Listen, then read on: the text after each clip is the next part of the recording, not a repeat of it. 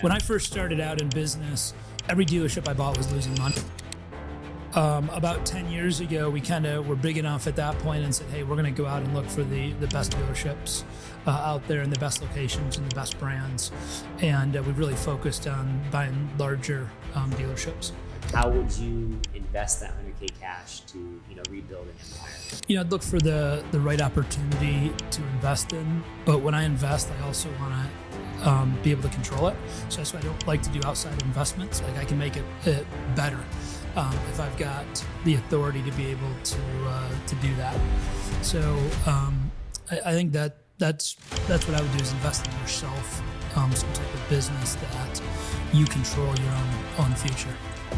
To start it off with you, before I introduce him, I'm going to read two quotes. The first quote is, if you want to make a lot of money and you want to grow, don't worry about money. Do the right things with the right inputs. And if you have the right processes in place and the right people, everything takes care of itself. The second quote, you can have everything in life you want if you just help enough other people get what they want. Now, one of these quotes was said by my friend here, Aaron Ziegler. He's the president and CEO of Ziegler Automotive. They're a $1 billion powerhouse with over 40 dealerships and 80 plus franchises across 4 states. From bold acquisitions like Ferrari recently this year to building one of the most recognized dealer cultures in the country, he's one of the biggest names in the automotive world. Aaron, thanks for hopping on. Thanks for having me. Absolutely, man. The second quote for you guys was by Zig Ziglar. Yeah. Any relation to Zig Ziglar? No relation. He spells it a little different, but I've seen that quote before, and I think it resonates well. Yeah, well, I read your quote, and that kind of reminded me of Zig Ziglar quote. So you might have a little bit of synergy going on there. So I know. Obviously, is there anything you want to do to further introduce yourself? Did I hit the nail on the head with who you are? Or? Yeah, I think you pretty well covered it. So we've got 41 locations. We're based here in Kalamazoo, Michigan, but we're in Michigan, Indiana, Illinois, and Wisconsin. So one thing that I noticed is you have such a small concentration, relatively speaking, with these 40 stores across 4 states. I mean, to be doing the volume that you're doing in these 4 states is like you must be just dominating markets. Yeah, it's anytime we go into a market, we try to buy multiple dealerships. We get a lot of synergies that way, and it also creates opportunities for our current employees to be able to grow with the organization and not have to move. Yeah, I'll tell you one thing. So, guys, I've been welcomed with open arms into his establishment here. We're at one of his dealerships here in Michigan, and I got to say, just the team, the vibe that you get when you walk into this store is overwhelming. Open arms. How you doing, man? They're happy to see you. 2 or 3 people I've talked to have been working here for over a decade. I mean, so you've already built a good culture. I saw your training center. I mean, it's impressive. Yeah, the only way that you can grow an organization is to have stable people that want to grow with you and have a common vision and have everybody going in one direction. Yeah. I know I did some research on you, but we've been talking about it here and there. I know you started off in the automotive business when you were 16. Is that right? Correct. Yeah. My dad told me I could get a demo to drive, but I had to work. Okay. So I kind of started working through all of the departments. And then when I was 18, I graduated high school on a Friday, sold my first car on a Monday. Okay. And how old are you now? I'm 52. 52. Okay. Another question too, I was just kind of thinking on my way over here, with all the success that you have, building this powerhouse, is it ever lonely at the top? You kind of hear that a little bit, but I've got a great team, and a lot of our team members are also friends. Yeah. So it's kind of cool getting to work with people that you really like and respect and can talk to both about business and on the personal side. Right now, I listened to one of your podcasts you did about a year ago, and I think, just in comparison with the automotive market from where it was this time last year to today, how are your guys' sales doing? Yeah, I think it's improving. When we had this little bit of a payback after COVID where things kind of slingshotted the other way. Yeah. And now we're able to get inventory again. So I would say it's kind of back to pre-COVID inventory levels and business model at this point. So we're going to be up year over year in sales. Year over year. Okay. Well, that's impressive. And I probably didn't expect anything less from an organization who's grown quite as quickly and as large as you have. I know some stores over the country are seeing, front end numbers decline a little bit here and there, but I'm glad to hear that you guys are doing very, very well. What brands are you guys working with right now? What brands do we currently have? Yeah. Top five. I know you have Yeah, I mean, 40 of we them, right? kind of run the gamut, so we've got every domestic franchise that they make, and then we've got a lot of the imports with Toyota, Honda, Nissan, Kia, Hyundai, and then you've got the high lines, BMW, Mercedes, Jaguar, Land Rover, Lincoln, Cadillac, and then you've got the exotics, which is new to us this year. We've got Ferrari in Chicago, along with Pagani and Pininfarina and Koenigsegg. So I did see earlier this year that you bought that Ferrari dealership, but was it a good financial investment, or was it just to kind of get the clout from the brand, to say you have a Ferrari store under the rooftops, or it's something that I've always kind of dreamed about. Never thought it would come to fruition because there's not many Ferrari dealerships out there, and then to be able to get one in our home market was really incredible. And the Mancuso family are really legendary. That's who I bought it from, and they're still involved, heavily involved in the business. Matter of fact, they just were ranked the number one service dealer for Ferrari in the United States for last year. Wow. So I've always been big into racing. Ferrari's big into racing. So it was really kind of a natural fit, and I'm having a lot of fun with it. Okay. So what I've noticed too, listening to you and just learning about your story is that you're really big into acquisitions. A lot of your growth has come from buying other dealerships. Is that right? Yeah, buying other dealerships and then growing them organically. Okay. So at this point in your life, would you say, is it better to buy a business or to start a business? Probably better to buy a business because you can move faster, right? You already have the structure and you have the people and stuff like that. Yeah. When I first started out in business, every dealership I bought was losing money because that's all I could afford. Okay. And we would turn those dealerships around and get them to perform. So it was really good return on investment. But about 10 years ago, we kind of were big enough at that point and said, hey, we're going to go out and look for the best dealerships out there and the best locations and the best brands. And we've really focused on buying larger dealerships. Larger dealerships. Okay. So, in that mindset where you've bought these underperforming stores, right?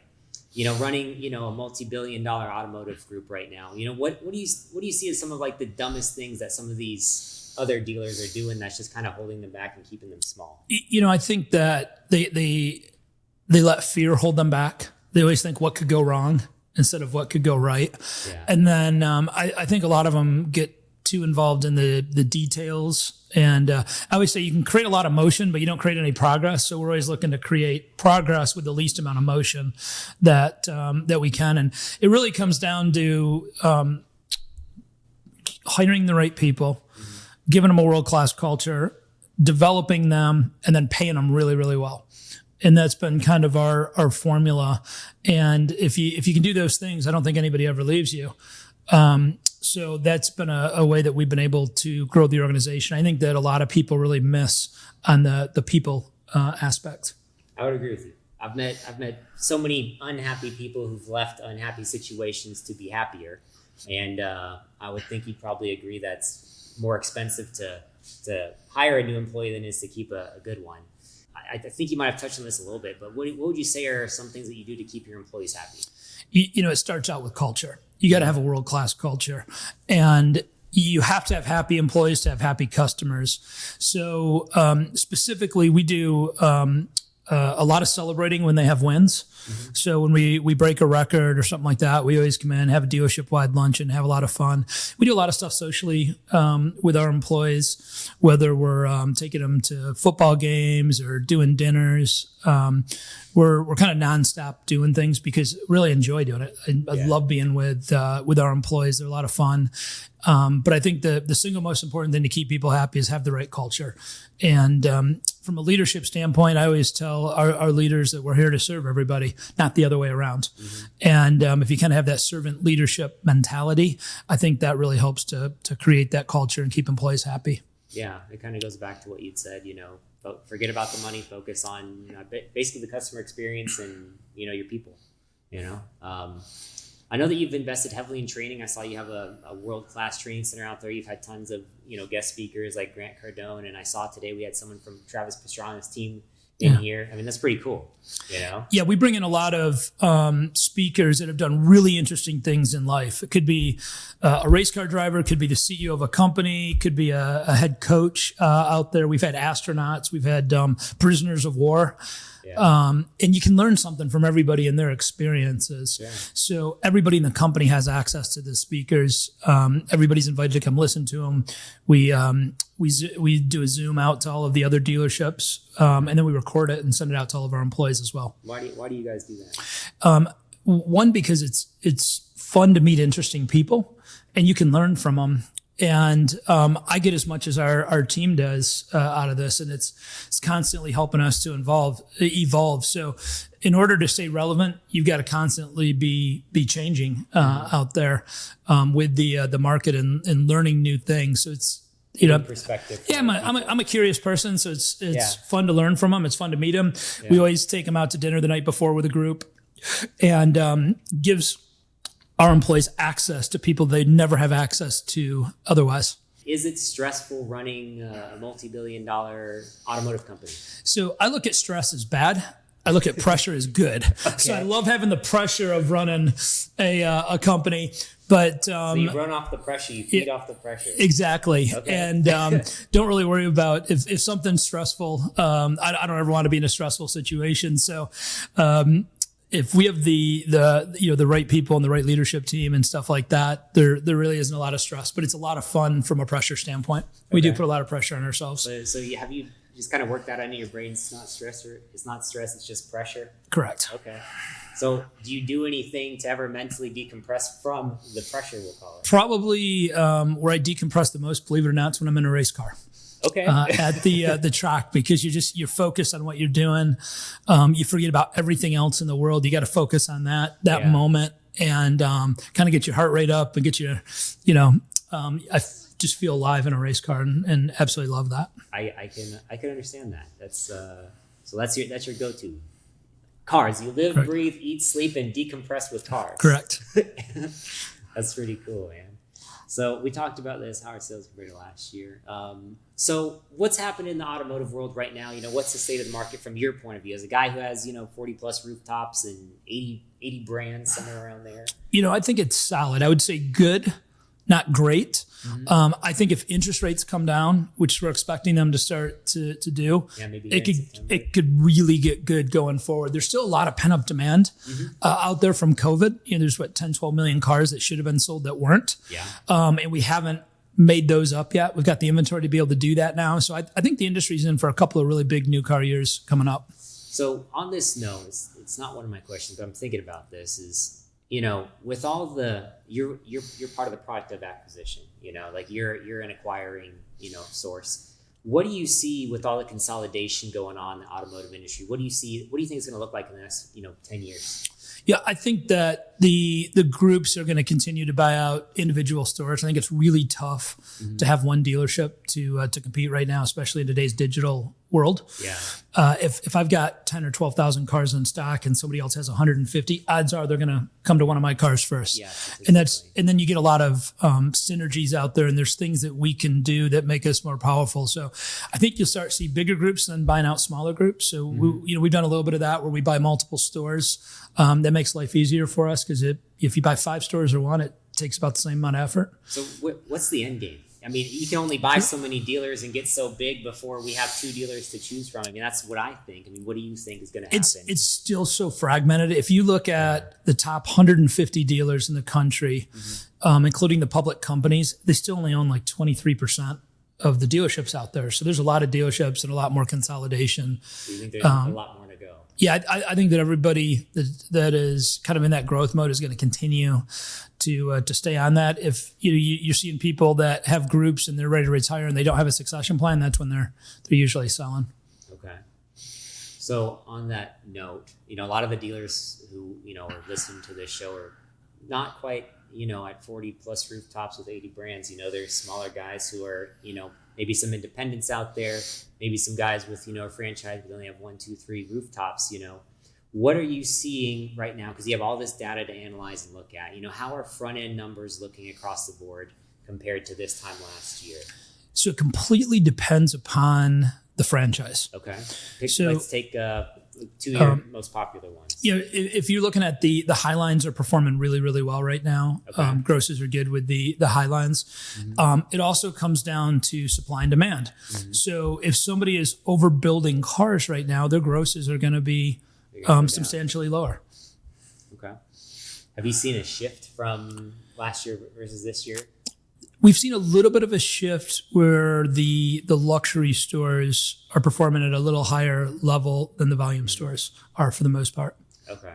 Now, what about let's take this a little bit deeper level here, like on a store level. So what you got? Sales, service, parts, finance. You missing anything? That's it. Well, new and used car sales. Yeah. New and used car sales. We'll call that just sales. We'll wrap that up. Have you seen a shift into where profits are coming from in those departments? Yeah, I think it's shifted into F&I. Okay. I think F&I numbers have grown substantially over the last couple of years. As probably front end numbers have come down a little bit. Okay. So F&I is very strong right now. So if you were an independent dealership today and you wanted to, get your first franchise store, what franchise would you choose, given you had the choice, and why? Something that you can afford. So the number one reason dealers fail is they're undercapitalized. Okay. Dealerships are expensive today.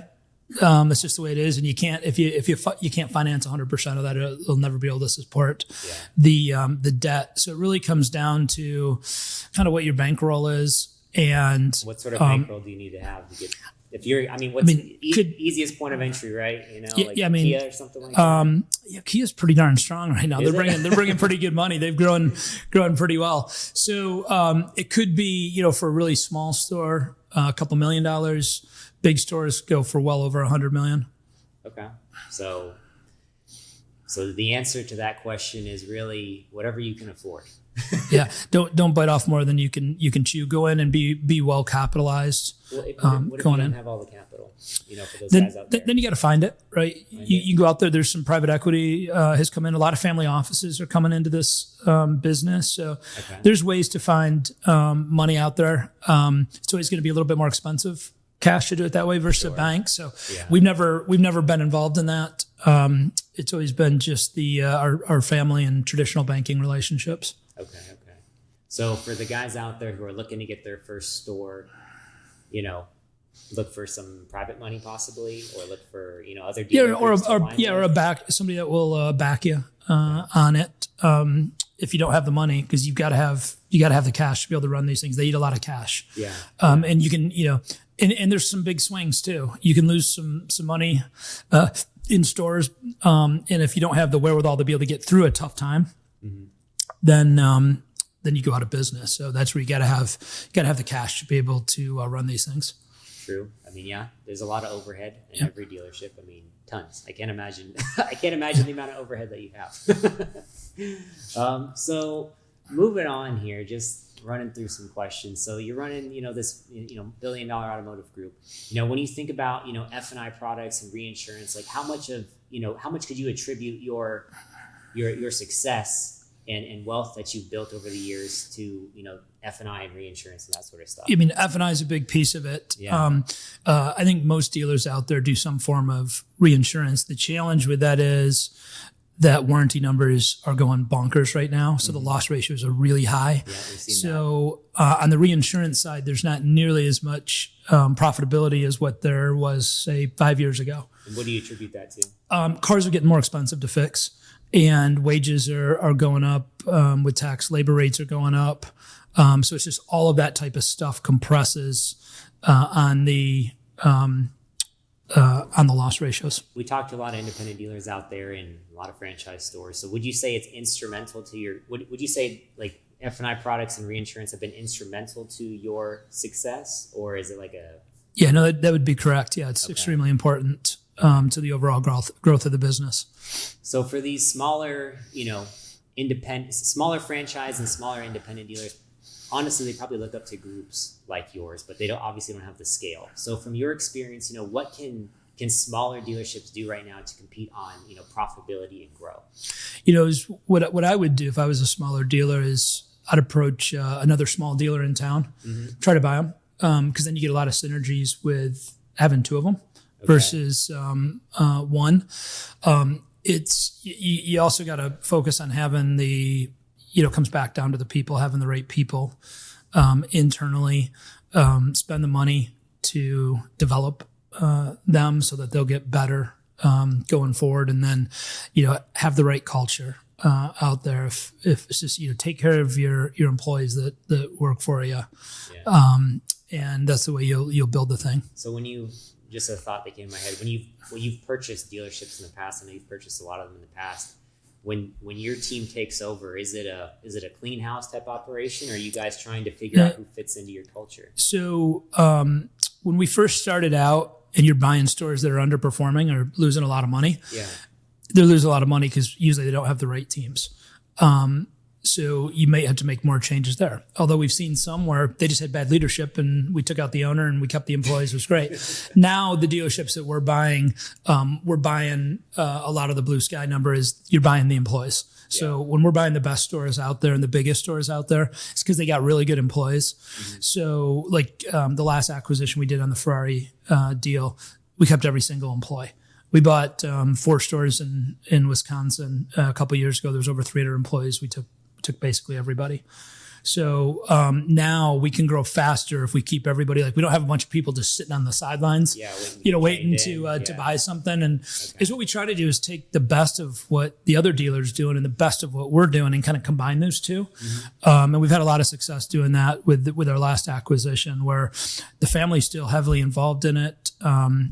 Nick Mancuso is running the Ferrari store as a general manager, but he reports up to one of our guys that's been really, really successful in our other dealerships. And you kind of combine those two, and you kind of you feed off each other with ideas. And sometimes somebody will see something that you don't, we'll see something that they don't, and that's a great way to be able to build the business. Just all this talk about money, whatnot. Like, what's your personal philosophy on money? Are you a big saver, or are you a big investor? Do you spend it freely? At this point in your life might be different than when you started. Yeah, I always tell people if you want to make a lot of money, don't worry about money. Okay. So I've never really worried about money. I don't want to say it's irrelevant because you got to have it to live off of. Yeah. But I think it's a balancing act. I think you have to save, you have to invest, and then you also have to have a little fun out there as well. So I think if any one of those 3 get out of whack, that's not good. Mm-hmm. But if you do all 3 of those things kind of in balance, then you're pretty well-rounded life. I've seen people that only save money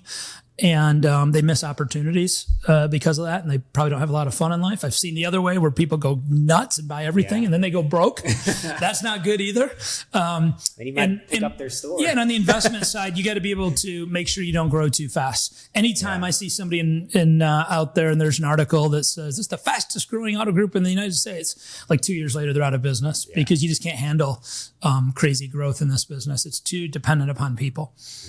Do you invest outside of the auto business, like real estate, or do you lend money, or do you have any other businesses? We have a couple of ancillary businesses, I would say. So we have a restaurant and bar that's in our motorsports dealership, but we wouldn't have that if it wasn't for the motorsports dealership. So the two kind of go hand in hand. We own all of our own real estate. So we won't buy a dealership unless we can get the real estate. Why is that? A couple reasons. One is it's if you think you might make it, you rent. If you know you're going to make it, you buy, because it's a great long-term proposition. So you build equity in that property, and the property keeps going up in value. So you might as well pay yourself instead of paying somebody else on it. Yeah. But the biggest thing is now you control it.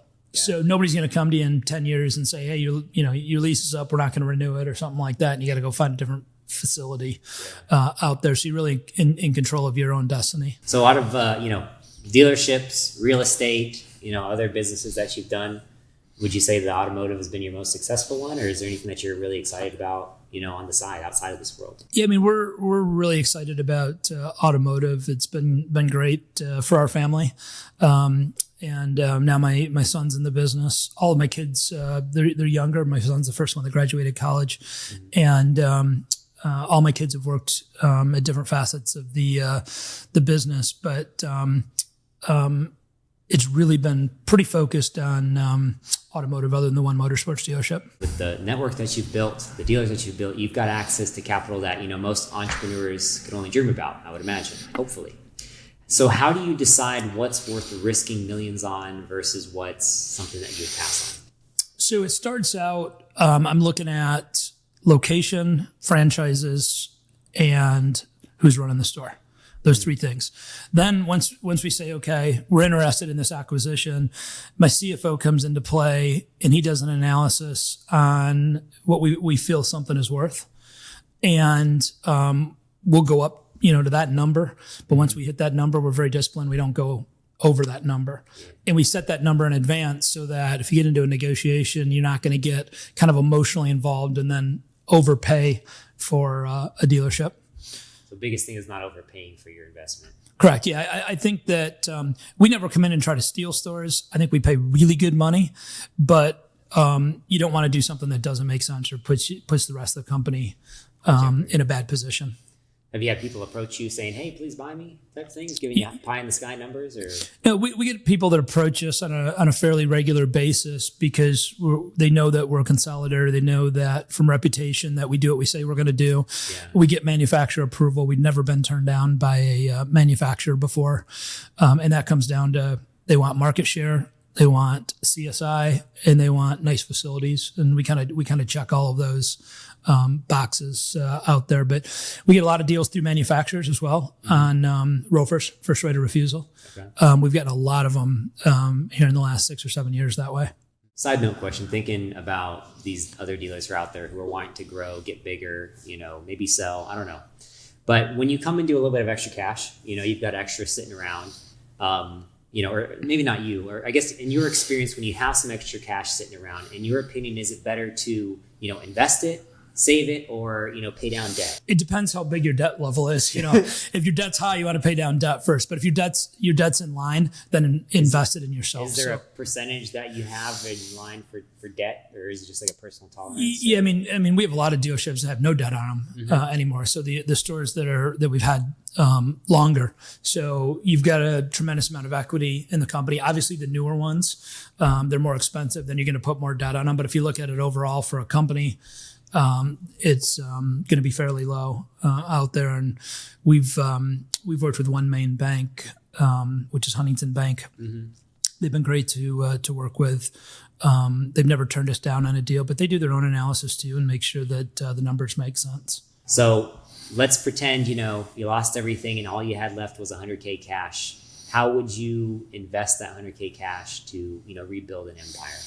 I'd look for the right opportunity to invest in. But when I invest, I also want to be able to control it. Mm-hmm. So that's why I don't like to do outside investments, because if something goes bad and, I own a piece of it, then I can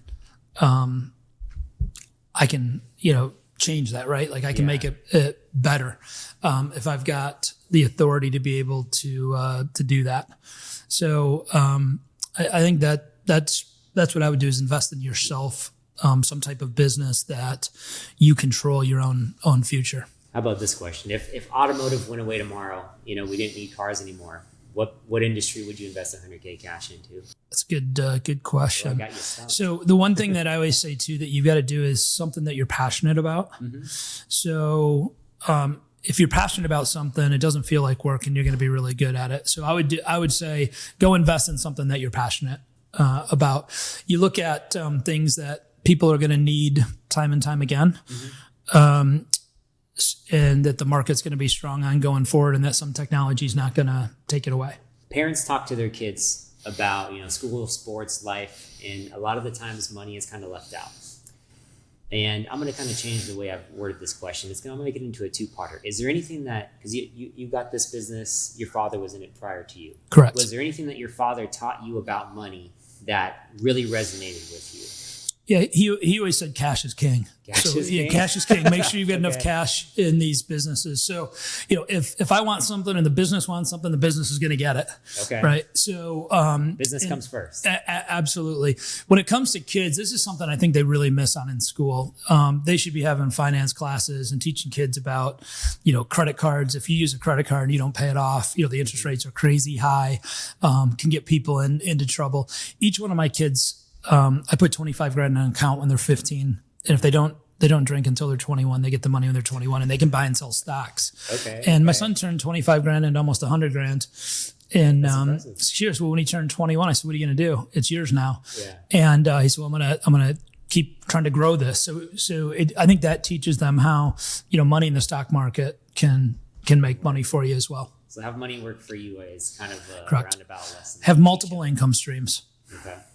So what is your advice for independent dealers out there when it comes to picking, the right F&I and reinsurance partners? What should they be looking for? Somebody you trust, Okay. first and foremost. Trust is the single most important thing in any business relationship. Mm-hmm.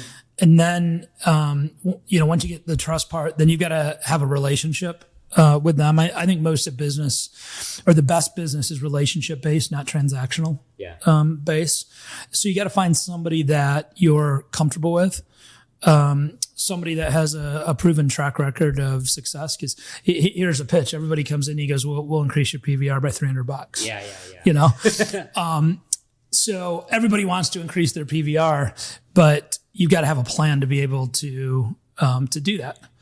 And you've got to be able to do that right as well, so that you don't have people coming back or people upset in F&I. So there's a big CSI component to that as well.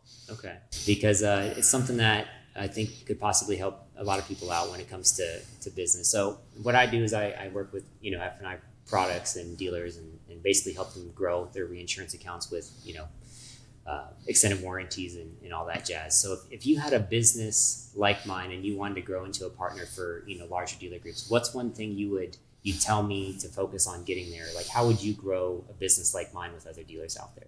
I'd build relationships. Build relationships with the dealers. So many times in a relationship, you got to give first, and then you can receive. Sure. So many people just jump in and try to start selling. Yeah. And I think dealers are leery of that because you haven't earned the right to do that. You got to build a relationship with people. You got to earn their trust.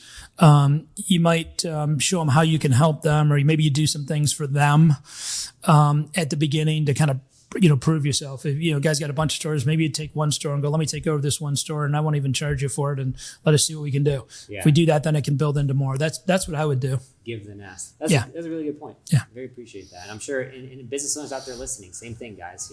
Just like you said, give and then ask. And you got to figure out what to give, because you can't just give me candy. That doesn't work every time. Well, Aaron, I appreciate having you on the show. Thank you for opening up your dealership to me to have this conversation. It's been awesome. Yeah, thanks for coming to Kalamazoo. Yeah, no, it's awesome. You guys have a great team here. And guys, if you're looking to buy a car in the near future, I highly, highly recommend you check out one of the Ziegler Automotive stores, because I really honestly feel like you guys will get treated very, very well here. And Aaron's not so bad either. He's a good guy. So thanks, guys. Tune in again for the next one. Thank you. Thanks.